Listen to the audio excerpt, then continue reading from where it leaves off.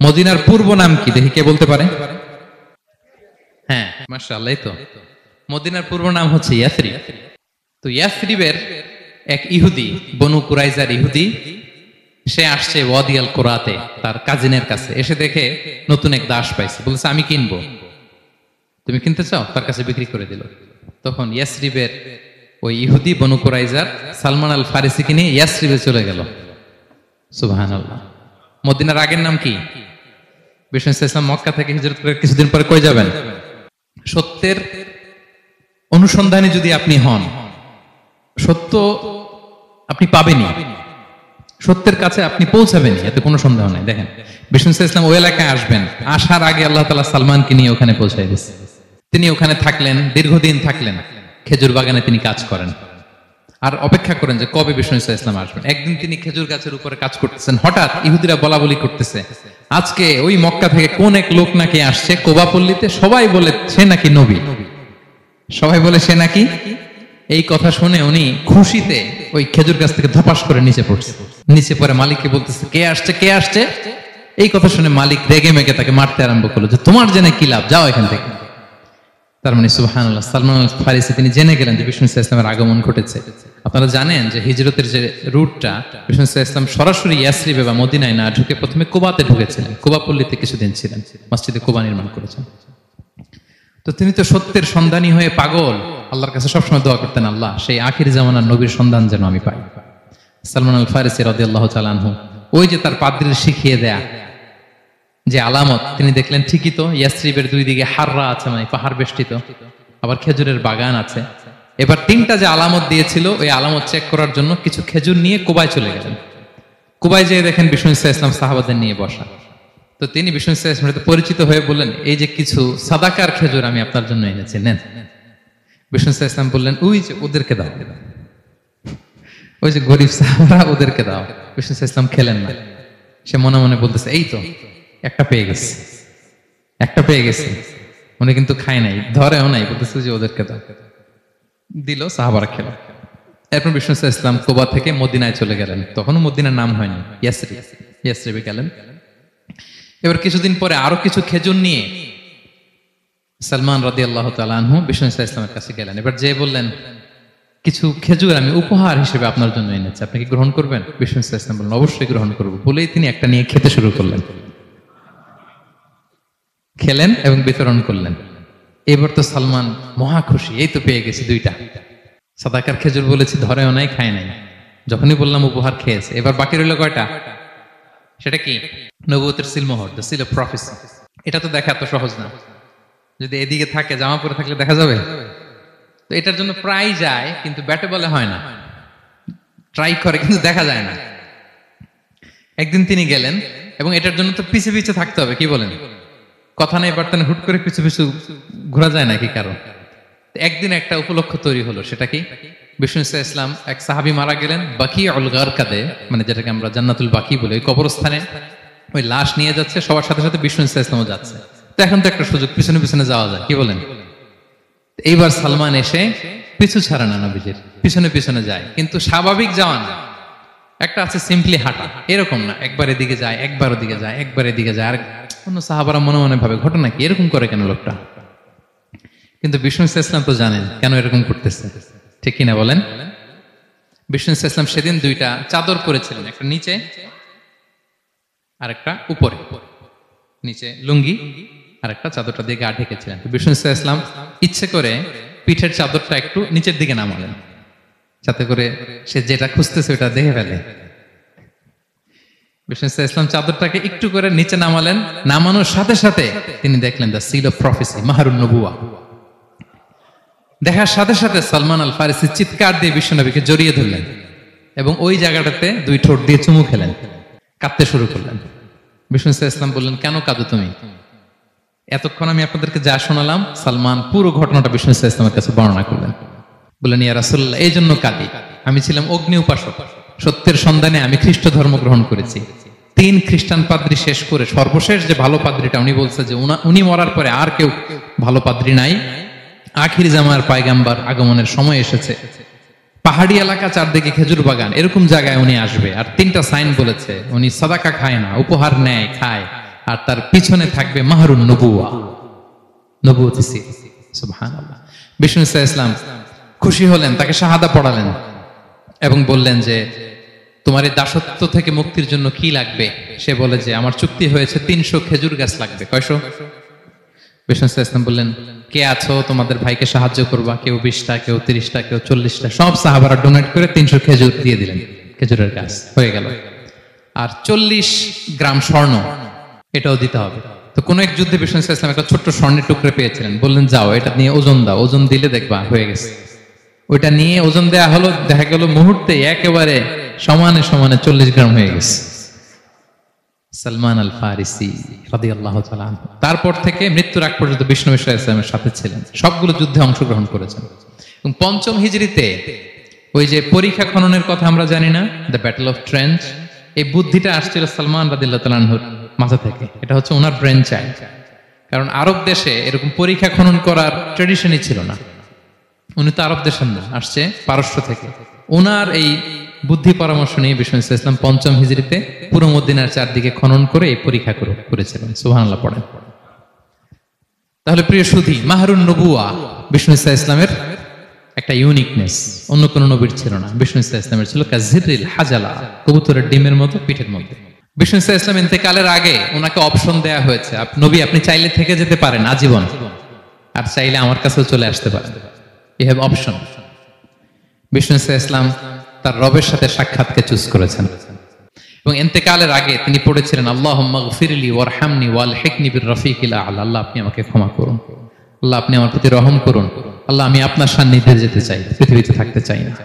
সুবহানাল্লাহ। অপশন দেয়া হয়েছে। আপনারা অপশন দেয়া হবে? হ্যাঁ, চাইলে আজীবন থাকেন। আমরা অপশন পেলে তো বলতাম আল্লাহ যা হয়েছে এখানেই থাকতে চাই। কি বলেন? বিষ্ণু ইসলাম বলেছেন ইলা রফিকিল আ'লা, হে আল্লাহ আমি আপনার সান্নিধ্যে যেতে চাই। বিষ্ণু ইসলাম ইন্তেকাল করলেন এবং উম্মার জন্য এটা সবচাইতে বড় ফিতনা এবং পরীক্ষা ছিল। এর চেয়ে বড় কষ্টদায়ক বিষয় ছিল না উম্মার জন্য বিষ্ণু ইসলামের ইন্তেকাল। তিনি যখন ইন্তেকাল করলেন সাহাবারা পাগলের মতো হয়ে গেল। ওমরে ফারুক উনি বিশ্বাসই করে না, মানে আমার নবী মরতে পারে এটা উনি ভাবতেই পারেন। উনি নাঙ্গা তলোয়ার বের করে বলতে আরম্ভ করলেন, যে বলবে মোহাম্মদ মারা গিয়েছে আমি তার গর্দান উড়িয়ে ফেলব। পরিস্থিতি অত্যন্ত ভয়ঙ্কর। আবু বকর রাদিয়াল্লাহু তাআলা আনহু তিনি আয়াত তেলাওয়াত করলেন, ওমা মুহাম্মাদুন ইল্লা রাসূল ক্বাদ খালাত মিন ক্বাবলিহির রুসুল। মুহাম্মদ রাসূল ছাড়া কিছু নন, তার আগে অনেক রাসূল এভাবে চলে গেছে। তিনি যদি মারা যায় বা শহীদ হয় তোমরা কি আবার আগের কুফরিতে ফিরে যাবে? এই আয়াত যখন তেলাওয়াত করলেন ওমর ফারুক হাঁটু গেড়ে বসলেন।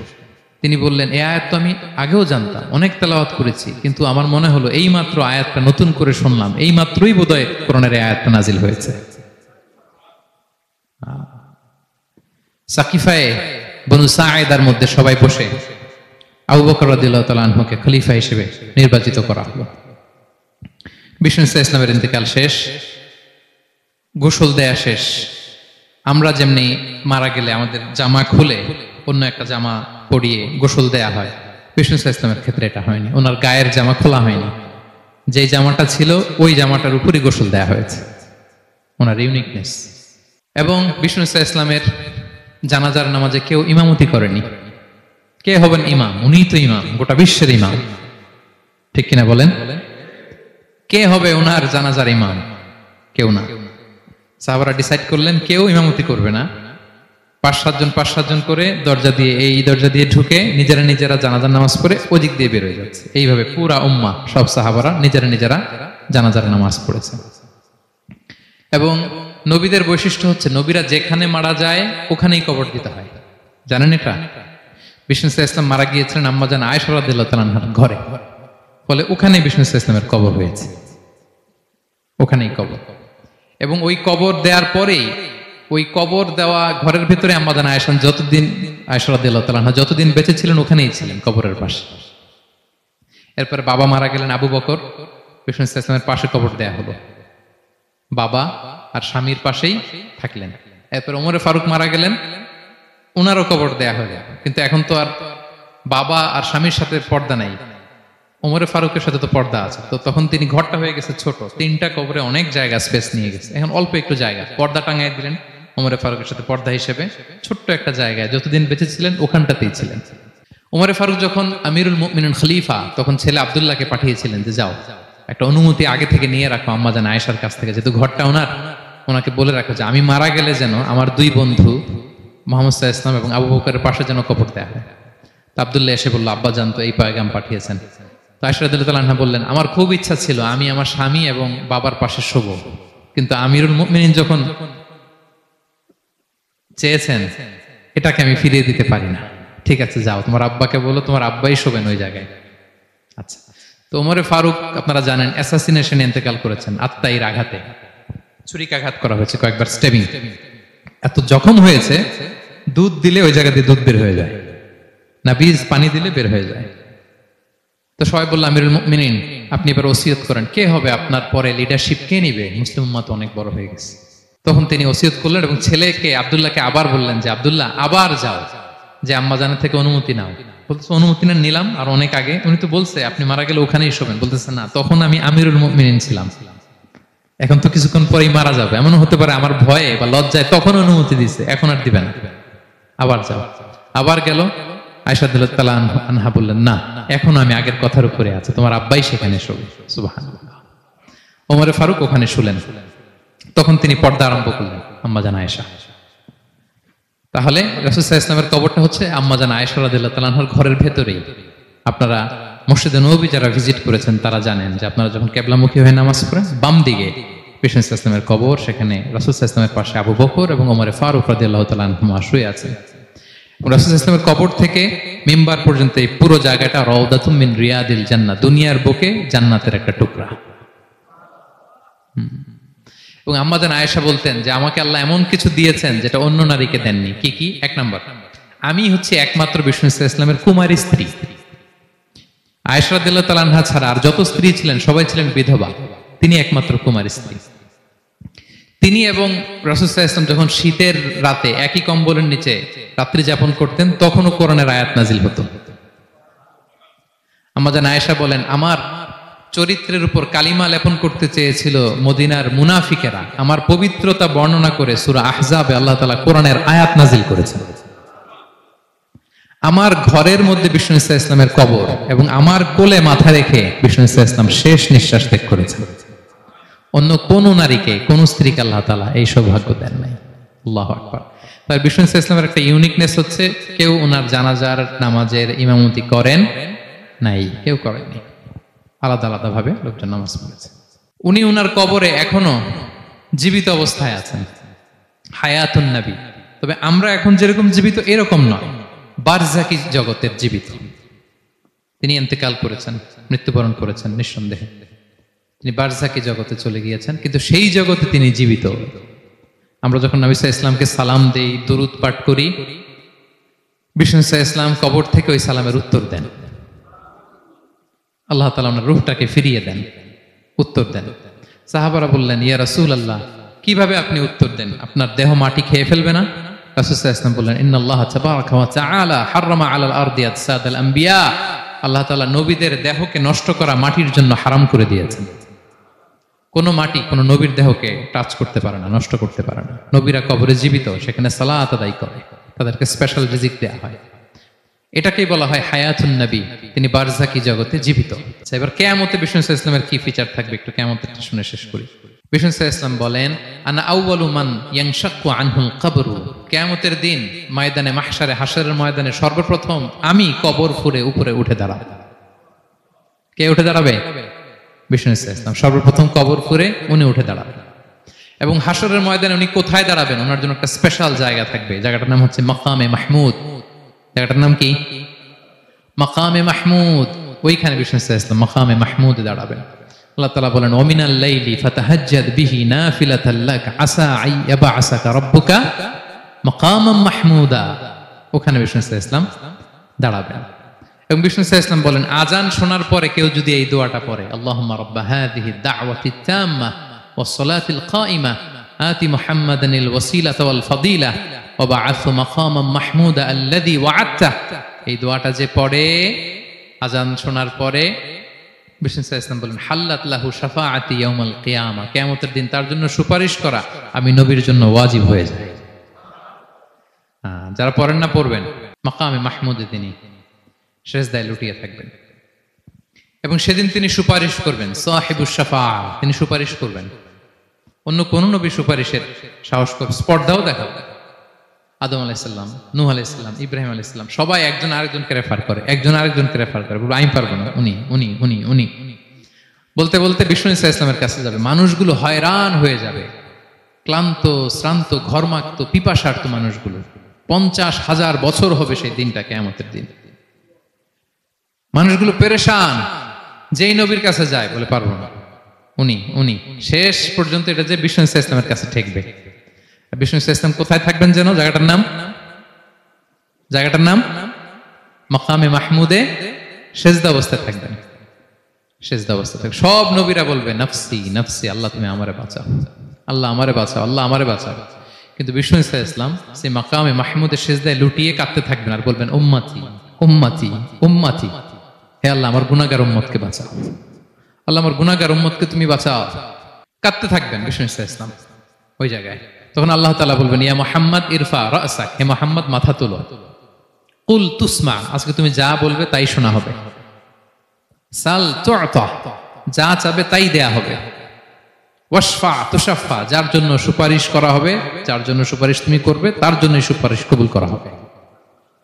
বিষ্ণু ইসা ইসলাম তখন সুপারিশ করবেন, শুরু করবেন, স্টার্টিং। তো বিষ্ণু ইসা ইসলামের সুপারিশ আমরা চাই কি চাই না বলেন? আল্লাহ তাআলা আমাদেরকে বিষ্ণু ইসা ইসলামের সুপারিশ লাভে ধন্য করুক, আমরা পড়ি আমিন। বিষ্ণু ইসা ইসলাম স্টার্ট করবেন সুপারিশ করা এবং হাউজে কাউসারের পানি বিতরণ শুরু করবেন। হাউজে কাউসারের নাম শুনেছেন? ইন্না আ'তাইনা কাল কাউসার, হে নবী আমি আপনাকে কাউসার দিয়েছি। কাউসারের একটা ব্যাখ্যা হচ্ছে প্রভূত কল্যাণ, আর একটা ব্যাখ্যা হচ্ছে এই কিয়ামতের দিন হাউজে কাউসার দেয়া হবে বিষ্ণু ইসা ইসলামকে। এটা কত বড়? বিষ্ণু ইসা ইসলাম বলেন হাউদি মাসিরাতু শাহর, 1 মাসের দূরত্ব। এত বড় চৌবাচ্চা হবে হাউজে কাউসারের চৌবাচ্চাটা। বিষ্ণু ইসা ইসলাম বলেন এই মাথা থেকে ওই মাথায় পৌঁছতে 1 মাস লাগবে। কয় মাস? তার মানে সাইজে খুবই ছোট, তাই না? ছোট? আওয়াজ করে বলুন, ছোট না বড়? বিশাল বিশাল বিশাল। হাউজে কাউসারের পানিটা কেমন হবে? মা উহু আবিয়াদু মিনাল লাবান, দুধের চেয়েও সাদা, মধুর চেয়েও মিষ্টি, বরফের চেয়েও ঠান্ডা, আতিয়াবু মিনাল মিসকি, মিসকের চেয়েও সুগন্ধ সম্পন্ন, কিজানুহু কানুজুমিস সামা, আকাশের তারা যত বেশি, হাউজে কাউসারের যে পান পেয়ালা থাকবে আশেপাশে পেয়ালাগুলোর সংখ্যা আকাশের তারার চাইতেও বেশি। বিষ্ণু ইসলাম হাউজে কাউসারের পানি বিতরণ করবেন, সবাই বিশ্বাসী উম্মতেরা সেটা পান করবে। আর একবার যে পান করবে চিরকালের জন্য গলা থেকে তৃষ্ণা মিটে যাবে। সুবহানাল্লাহ। একদল এসে বলবে ইয়া রাসূলুল্লাহ আমাদেরকে দেন, আমাদেরকে দেন।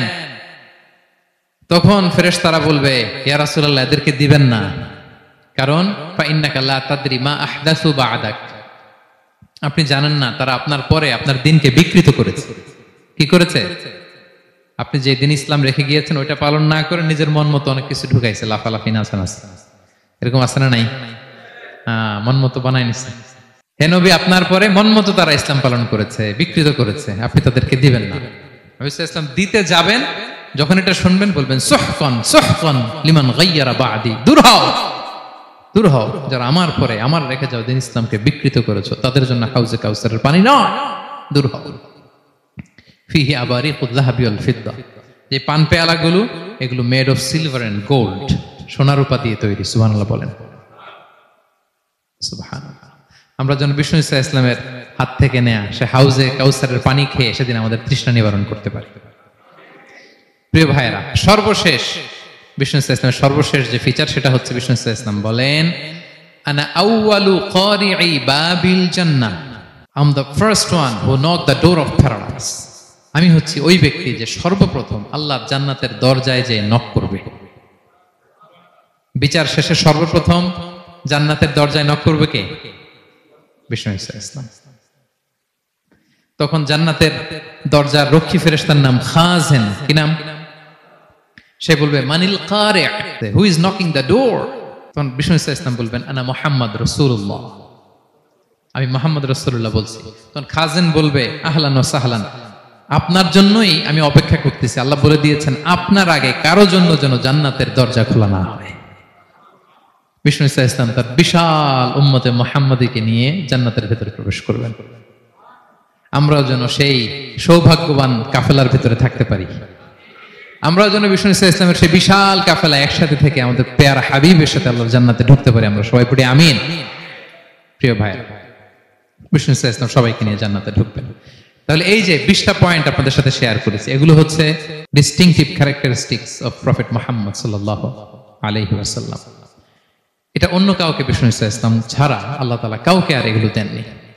তাহলে এগুলো থেকে আমাদের কি শিক্ষা, কয়েকটা লেসন শেয়ার করে আমরা শেষ করে দেব ইনশাআল্লাহ। 1 নাম্বার লেসন হচ্ছে প্রিয় ভাইরা, বিষ্ণু ইসলামের এই ইউনিক ফিচার গুলো শুনে আমরা কি বুঝলাম, কি জানলাম, সেটা হচ্ছে প্রথম লেসন হচ্ছে আমাদের এই যে আপনারা অনেকে দেখলাম যে শুনে অবাক হচ্ছেন এবং অনেকে বলতেছেন যে এই প্রথম শুনলাম এটা।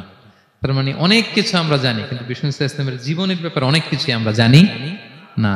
আমরা কেউ শেক্সপিয়ার পড়েছি, কার্ল মার্কস পড়েছি, আমরা রবীন্দ্রনাথ পড়েছি ঠিকই, বঙ্কিমচন্দ্র চট্টোপাধ্যায় পড়েছি, শরৎচন্দ্র পড়েছি, হুমায়ুন আহমেদ পড়েছি, হ্যাঁ, হ্যারি পটার পড়েছি, কেউ কত কি যে উপন্যাস গল্প বাকি নাই আমাদের, সব পড়েছি, কিন্তু বিষ্ণু ইসলামের একটা সিরাত উল্টে দেখা হয়নি। এরকম আছে না নাই?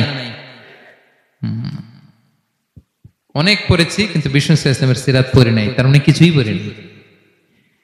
প্রথম লেসন হচ্ছে একবার হলেও জীবনে আমাদের বিষ্ণু ইসলামের সিরাতটা পড়ে দেখা উচিত। আগামী বছরের রবিউল আউয়াল আসার আগেই আমরা একটা ভালো সিরাত গ্রন্থ শুরু থেকে শেষ পর্যন্ত পড়ব। তাহলে রাসূল ইসলামের সিরাত যেন আমরা পড়ি প্রিয় ভাইরা। 1 নাম্বার লেসন, যারা পড়েছেন তারা আবার নতুন করে পড়বেন, নতুন করে রিভাইজ দিবেন, কি বলেন? 2 নাম্বার লেসন হচ্ছে কেন আমরা পড়বো। রাসূল ইসলামের জীবনী পড়ার মধ্য দিয়ে প্রিয় নবীজির প্রতি আমাদের ভালোবাসা বৃদ্ধি পায়। এই যে আজকে এটা শুনে আপনাদের প্রিয় নবী ইসলামের প্রতি আকর্ষণ, ভালোবাসা বৃদ্ধি পেয়েছে না? বলেন, পেয়েছে। সিরাত যখন আপনি পড়বেন আপনি অবাক হবেন, এত চমৎকার জীবনে ছিল আমার প্রিয় নবীজির, ওনার প্রতি ভালোবাসা বৃদ্ধি পাবে। আর নবীর প্রতি ভালোবাসার দরকার আছে না নাই? বলেন, হুব্বুহু আল ঈমান, নবীর প্রতি ভালোবাসা এটা ঈমানের অংশ বা অঙ্গ না, নবীরে ভালোবাসাই হচ্ছে ঈমান। নবীর ভালোবাসাটাই কি? ঈমান। আপনার নবীর ভালোবাসা নাই তো আপনার ঈমানই নাই। বিষ্ণু বলেন, লা ইউমিনু আহাদুকুম হাত্তা আকুনা আহাব্বা ইলাইহি মিন ওয়ালাদিহি ওয়া ওয়ালিদিহি ওয়ান নাসি আজমাইন। বিষ্ণু বলেন, সে প্রকৃত মুমিনই হতে পারবে না যতক্ষণ না সে তার সন্তানের চেয়ে, তার পিতার চেয়ে, দুনিয়ার সবকিছুর চাইতে আমি নবীকে যদি বেশি প্রায়োরিটি না দেই, আমি নবীকে যদি সবচেয়ে বেশি ভালো না বাসে, সে মুমিনই হতে পারবে না। তাহলে আমাদের হৃদয়ে সবচেয়ে বেশি থাকতে হবে বিশ্বনবীর ভালোবাসা, ঠিক কিনা বলেন? এই যে আমরা মুম্বাইতে ভারতের কারা কারা বিশ্বনবীর নামে কটূক্তি করেছে, হ্যাঁ, 12,000 নবী প্রেমিক মার্চ টু মুম্বাই ঘোষণা দিয়েছে, ঠিক কিনা বলেন? এটা হচ্ছে নবীর প্রতি ভালোবাসা, এটাই ঈমান। বিষ্ণু ইসলাম যখন এই হাদিস বললেন যে সবচাইতে যদি আমাকে কেউ ভালো না বাসে সে মুমিন নয়, ওমরে ফারুক তো অবাক হয়ে গেলেন। উনি কিছুক্ষণ আগে বলতেছিলেন যে ইয়া রাসূলুল্লাহ, আমি আপনাকে সবচাইতে বেশি ভালোবাসি, তবে ইল্লা নাফসি, আমার নিজের আত্মাটারে আমি এর চেয়ে